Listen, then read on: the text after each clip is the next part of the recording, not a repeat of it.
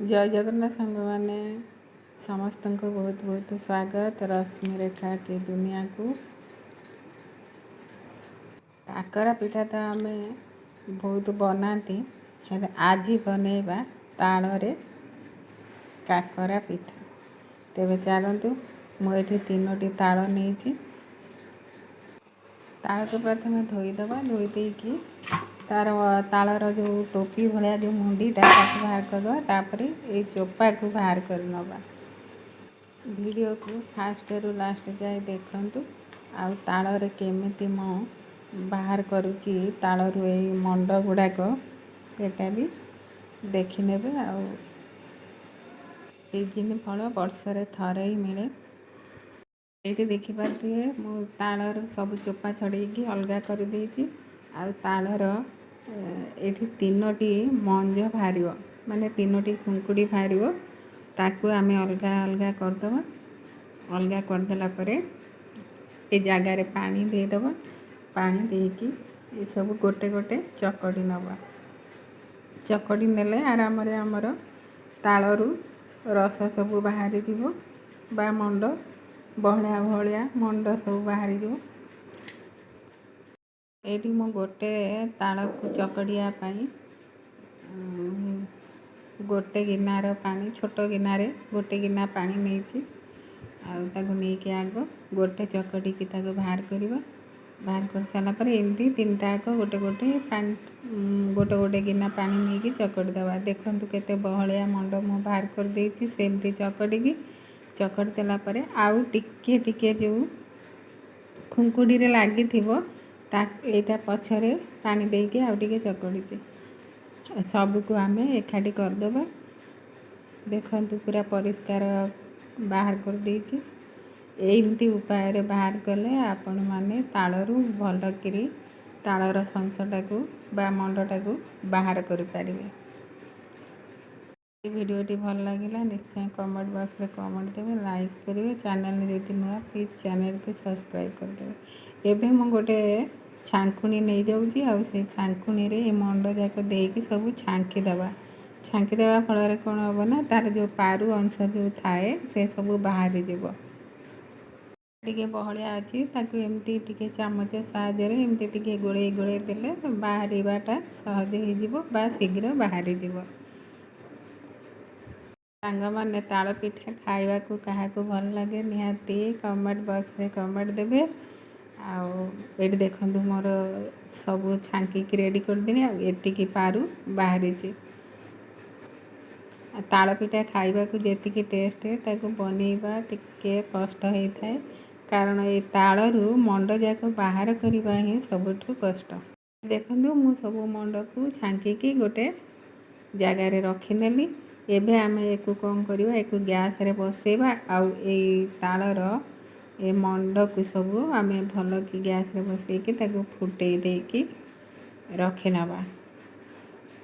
रखिबे एक फुटेला बेले सब बेले घांटी चलथिबे न तल लागी जीवो लागी गले हमर एटा पिठाटा भल लागबोनी पिता लागिवो। ये तो फुटीगला ए गैस को बंद करवा एक ठंडा हवा को छाड़िया ठंडा हेले ताकू आमे फ्रिज रे रखी नवा। ये 7-8 दिन रही पार आउ आपण माने ए मंड को पिठारे व्यवहार करि परिबे। देखो जोटा मो 2 दिन रखिला परे आज मुझे पिठा करुँची आउ ताकू आनिके एबे गैस रे बसौची गोटे कड़ई नहीं जाऊँगी आउ सेठी किछि ताल मंड को मु दे दउची। एमती फ्रिज रखे जेतोले चाहिए एक बनै पारिबे 7-8 दिन मंडटा रही पारिबो फ्रिज रे। आउ एक एबे गैस रे बसेबा एक फुटीवा को छाड़िबा। एठी फुटी गला परे फ्रिज रे थिला टिके फुटिया को समय लागुची। ए देखंतु बढ़िया करी फुटी गलानी सेठी स्वाद अनुसार लूण आउ टिके चीनी दे देबा। तालर तो मीठा अंश थाए तथापि आउ टिके टेस्ट लागिया पई मु टिके चीनी दे देली। आउ सेठी एबे सुजी को पकेईकी आमे एठी गोटे जंतुनी प्रस्तुत करि नबा। जेहेतु ताल काकरा बनैबा ताकू आग जंतुनी कर नबा सुजी देकी चाउल चूना भी दे पारिबे किंतु सुजी रे कले टिके बेसी टेस्ट लागिवो। ଯେହେତୁ ଆମେ ଏକୁ ଛାଙ୍କିବା। ମୁଁ ଏଇଟା ସୁଜିରେ କଲି, ଆଉ ଗୋଟେ କରିବି ସିଝା ମଣ୍ଡା ଚାଉଳ ଚୁନାରେ ଦେଇକି। ଏଇଠି ଆମର ଜନ୍ତୁଣି ପୁରା ରେଡ଼ି ହେଇଯାଇ, ତାକୁ ଭଲକି ଗୋଳେଇ ଦେବା। ଆଉ ଜନ୍ତୁଣିଟା ହେବା ପର୍ଯ୍ୟନ୍ତ ଏକୁ ବନେଇବା। ଥଣ୍ଡା ହେଇସାରିଲା ପରେ ଆମେ ତା ପିଠା ପ୍ରସ୍ତୁତ କରିବା। ଏଇଠି ମୁଁ ନଡ଼ିଆ ଆଉ ଛେନା ସବୁ ଯୋଗାଡ଼ କରିକି ରଖିଥିଲି, ଆଉ ସେଥିରେ ଦେଇ ଦେଉଛି। ଆଉ ଚିନି ଆଉ ଗୁଜୁରାତି ଦେଇ ଦେଉଛି। ଯେତିକି ମିଠା ଖାଇବେ, ଆଉ ନଡ଼ିଆ ଆଉ ଛେନାକୁ ଦେଖିକି ଚିନି ଦେଇକି ପୁରକୁ ଆମେ ଭଲକରି ଭାଜି ନେବା।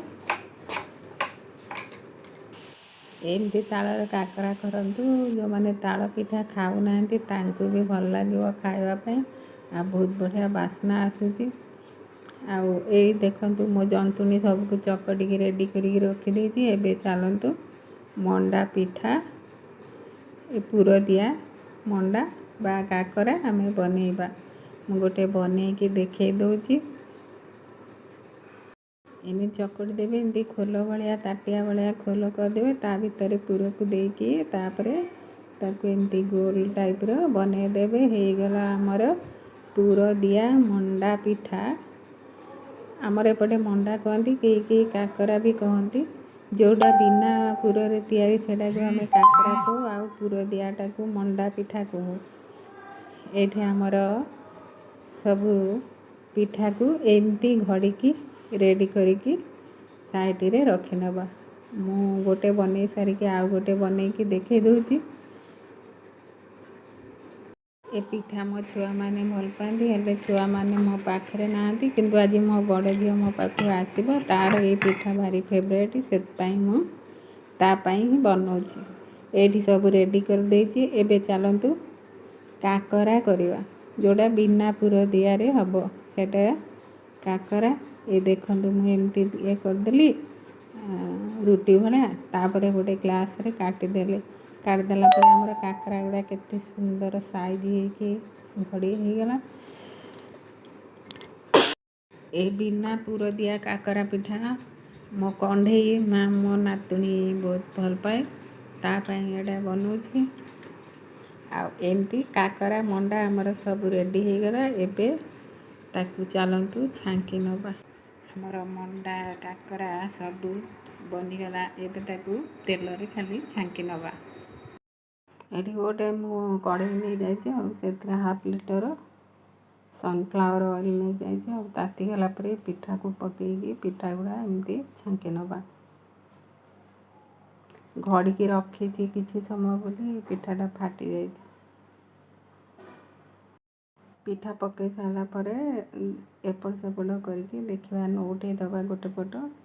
ଏଇଠି ଦେଖନ୍ତୁ ଗୋଟେ ପଟ ହେଇଯାଇଛି। ନଉଟାଇ ଦେଲା ପରେ ତାପରେ ଏପଟ ସେପଟ କରିକି ତାକୁ ହେବା ପର୍ଯ୍ୟନ୍ତ ଲାଲ ଲାଲ କରିକି ଛାଙ୍କି ନେବା।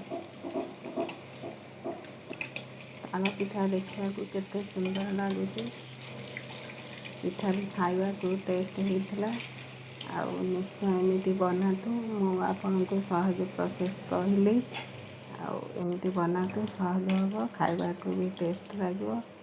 ଆଉ ତାଳ ସବୁ ପିଠା ସବୁ ହେଇଗଲାଣି। ଏବେ ତାକୁ ମୁଁ ବାହାର କରିଦେଉଛି। ଆଉ ବାକି ଯାକ ସବୁ ତାଳକୁ ଏମିତି ଭାବରେ ସବୁ ଛାଙ୍କିକି ରେଡ଼ି କରିକି ରଖିବା।